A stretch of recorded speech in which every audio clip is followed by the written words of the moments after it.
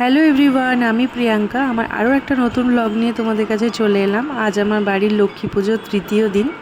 ঠাকুরমশাই চলে এসেছেন, দেখতেই পাচ্ছ। আর পুজো স্টার্ট হয়ে গেছে। এখানে সবাই রেডি হয়ে বসে আছে, একটু পরেই পুষ্পাঞ্জলি দেবে সবাই।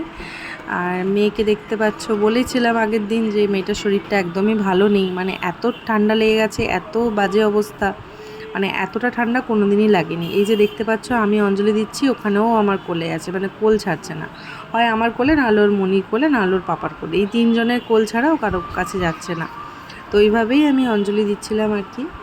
তো মানে বাচ্চাদের শরীর খারাপ হলে না কিছুই ভালো লাগে না, মানে বাড়িতে পুজো থাক বা যে কোনো অনুষ্ঠানই থাক না কেন, মানে মনটা খারাপ থাকে। এই যে এখানে দেখে ওকে বুঝতেই পারছো মানে শরীরটা কতটা খারাপ আর কি। আর এই যে ঠাকুরের পুজো হচ্ছে, একটু পরেই বিসর্জন হয়ে যাবে আজকে ঠাকুরের। এই যে মায়ের যাওয়ার পালা, ঠাকুরের মুখটাও কেমন হয়ে গেছে, মানে কেন জানি না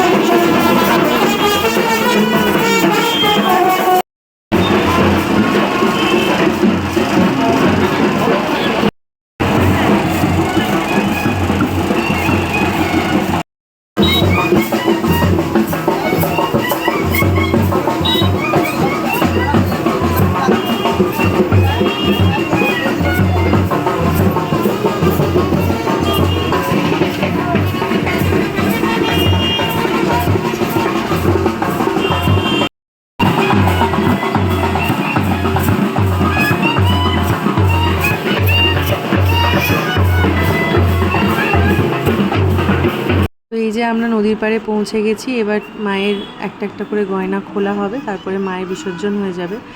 আর এই বিসর্জন দেখতে না আমার একদমই ভালো লাগে না। আর এই যে সবাই দাঁড়িয়ে আছে, এবার সবাই মায়ের পায়ে জল দেবে, প্রণাম করবে, তারপরে মায়ের বিসর্জন হয়ে যাবে। আর এই যে এখানে আমার কাকুর ছেলে এসেছে, মেজো ঠাম্মা এসেছে, আর এই ভাইটা এসেছে। আর মেয়ে তার কি মুছে দিচ্ছে জানি না, দুজনের খুব দোস্তি আর কি। আর এই যে সবাই বিসর্জনে জিলিপি খাচ্ছে। আর মেয়েকে এই যে চুড়িদার পরিয়েছি প্রথমবার, কেমন লাগছে সবাই অবশ্যই কমেন্ট করে জানিও কিন্তু। তো কি আর, ভিডিওটা আজকে এখানেই শেষ করলাম। পরের দিন আবার নতুন কোনো ব্লগ নিয়ে দেখা হবে।